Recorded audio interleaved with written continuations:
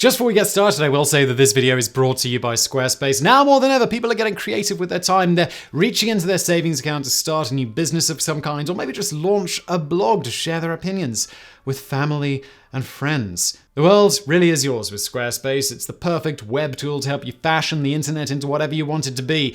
It's the platform to use when you're ready to get started on the next web project that you've been thinking about. Look, if you're looking to get in and out quick without thinking too much about the website and what it should look like, bam! Use one of their beautiful templates to make a website that is fresh and for you. Or maybe you're more of a hands-on person. You've got lots of opinions and ideas about what exactly a site should look like. Well, no problem. Squarespace allows you to customize everything. Also, no updates, no patches, no technical BS to deal with. And once you're done setting up your website, tinkering with the design, if you are so inclined, or maybe just messing around with the colors, there's a ton of extra features that Squarespace provides that your website can thrive. Email campaigns, patronage portals, social integrations, member-only areas, analytics, commercial options, 24/7 customer support. Everything you need has been put in one place. So when you're ready to get started on the next project of yours, big or small, if it involves a website, it's got to be with Squarespace. Right now, you can go to squarespace.com for a free trial, and when you're ready to launch, go to squarespace.com/brainfood to get 10% of your first purchase of a website or a domain, and let's get into today's video.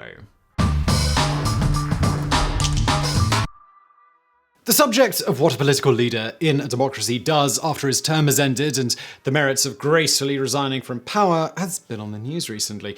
Enter the subject of today's story, which takes place in ancient Rome at the dawn of the Republic era. The person in question was Cincinnatus, whose actions in terms of political ethics not only shaped the political life of generations to come, but was linked with the essence of what democratical thinking is, so much so that founders of the American nation dubbed Washington with Cincinnatus's name. So who was Cincinnatus, and what made him rather unique compared to the vast majority of his political leader compatriots throughout history? Lucius Quintius Cincinnatus was born to the noble house of Quincti, possibly around 519 BC, during the last years of the Kingdom of Rome. This means he belonged to the first generation to be raised within the just recently established grand experiment that was the Roman Republic. In the 460s, Rome was in turmoil, with the main issue being the representation of the plebeians in government, those of its citizens not born to noble families. At one of the violent clashes, one of two serving consuls, Publius Valerius Publicola, was killed. Cincinnatus rose to his position as a replacement via a system vaguely similar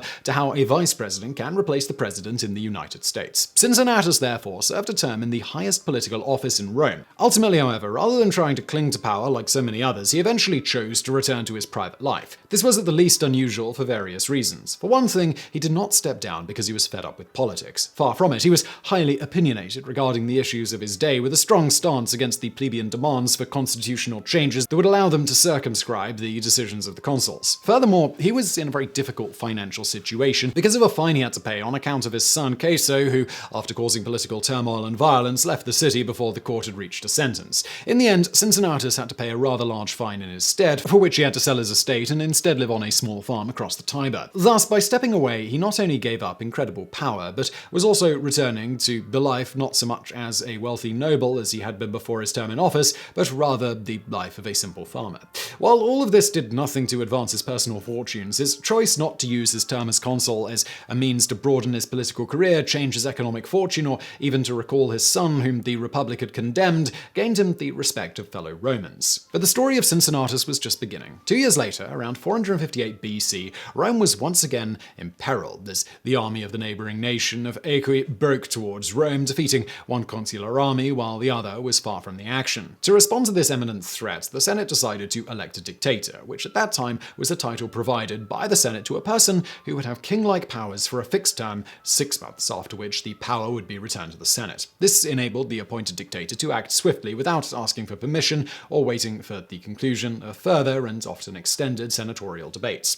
Naturally, the person chosen for this role had to not only be eminently capable, but also trusted to actually step away when the term was finished. Thus, for this role, the Senate chose Cincinnatus. The historian Livy illustrates the scene. A group of senators approached the farm where Cincinnatus was working. He greeted them and asked if everything was in order. "It might turn out well for both you and your country," they replied, and they asked him to wear his senatorial toga before they spoke further. After he donned the garb of the office, they informed him of the Senate's mandate, hailed him as dictator, and took him with them back to Rome. Cincinnatus then got right to work mobilizing the army, besieging the enemy at the Battle of Mount Algidus, and returning victorious to Rome, all in the span of 2 weeks. After this huge success, all possible political exploits could have been available to him, especially as he was constitutionally allowed to stay in power for 5.5 more months. Despite this, upon his return, he immediately abdicated and returned to his farm. The task at hand was complete, thus he saw no reason power shouldn't be returned to the Senate. Twice, he could have used his position for his own gain, and twice he had not only chosen not to, but stepped away when his work was complete. But this isn't the end of Cincinnatus' tale. 19 years later, in 439 BC, Cincinnatus was around 80 years old and once again asked to become dictator, this time to deal with inner political intrigue, as a certain Malleus was using his money to try and be crowned king, the ultimate threat against any republic. The episode ended with the death of the would-be king, and again, his work done, Cincinnatus resigned after having served less than a month as dictator in this instance. As you might expect from all of this, these practically unprecedented actions by a leader granted infinite power made his name synonymous with civic virtue, humility, and modesty, and they serve as an example of caring about the greater good. To understand the importance of these actions, one needs to zoom out and evaluate the time period in which they happened. At the time, the republic system was a novel occurrence in world history, to outsiders not necessarily different from a weird type of oligarchy. Furthermore, except for some initial reactions from the Etruscans directly after the founding of the republic, the system which dictates that the city leads itself was not really put to the test. It would have been completely understandable if, given the first opportunity, the city had turned back to a typical king-like government. The existence of a charismatic leader like Cincinnatus could easily be the catalyst to usher in the return to the era of kings if the incredibly popular Cincinnatus was inclined to take the power. Yet he chose not to, even after being granted ultimate authority twice. This was crucial, as these events happened during the second generation of the Republic, and it was the deeds of the second and third generation after the founding of the Republic that were the ones that truly solidified the belief and generational tradition of the system, which would come to be one of the most influential in human history. One can easily see how, had Cincinnatus chosen to exploit his position and his popularity, as the vast majority of world leaders have done throughout history, history itself, as we know it, might have been vastly different.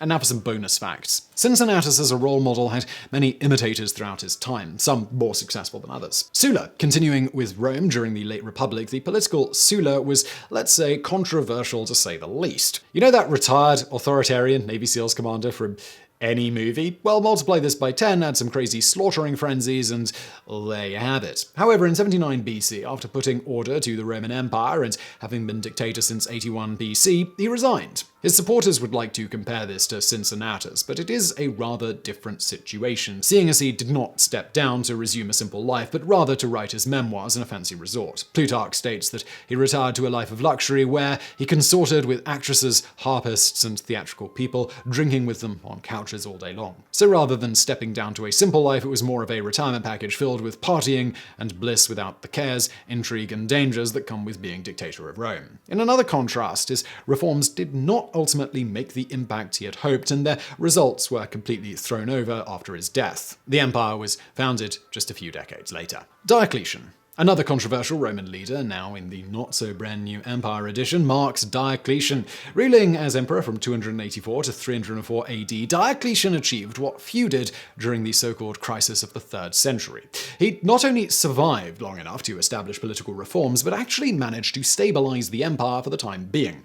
In 305 BC, he did what no Roman emperor had done before. He abdicated voluntarily and retreated to his palace on the Dalmatian coast, now the historic core of modern-day Croatia's city of Split, where he famously tended to his vegetable gardens. Not even lasting the duration of his retirement until his death in 311 AD, Diocletian established tetrarchy, the splitting of the empire among 4 rulers, collapsed into renewed chaos, and in 308 he was asked to return to power to help fix it. To this he replied, "If you could show the cabbage that I planted with my own hands to your emperor, he definitely wouldn't dare suggesting that I replace the peace and happiness of this place with the storms of a never-satisfied greed." While at first this might seem like the perfect comparison to Cincinnatus, it should also be stated that the reason for his retirement was first and foremost Diocletian's failing health and wish to live out his last days peacefully rather than dealing with the political intrigue of the day.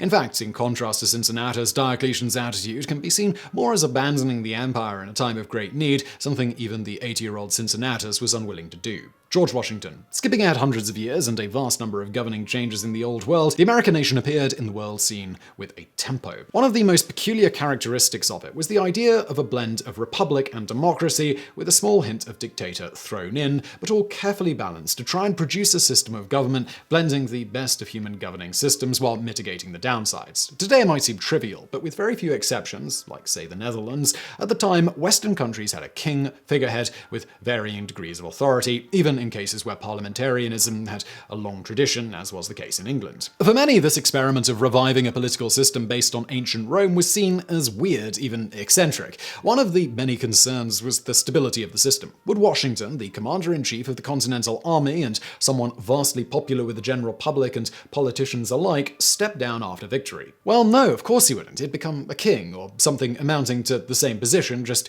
using a different title, and well, that's not actually what happened somewhat remarkably. He left office. Paralleling Cincinnatus, he left office because he respected the Constitution and the experiment that was this new form of government, a fact that demonstrated, among other qualities, civic virtue and modesty of character. In a final appearance in uniform, he gave a statement to Congress: "I consider it an indispensable duty to close this last solemn act of my official life by commending the interests of our dearest country to the protection of Almighty God and those who have the superintendence of them to his holy keeping." It is difficult to imagine today, but stepping down after his presidential term was a sensation. Seeing the counterexample of, say, Napoleon crowning himself emperor or other personalities who would do anything to remain in power, Washington's resignation was acclaimed at home and abroad, and showed a skeptical world that the new republic might just not degenerate into chaos or something completely different and more familiar to the world at the time. The parallels with Cincinnatus are obvious and were made even then. After the fact, a society of veterans of the American Revolutionary War, the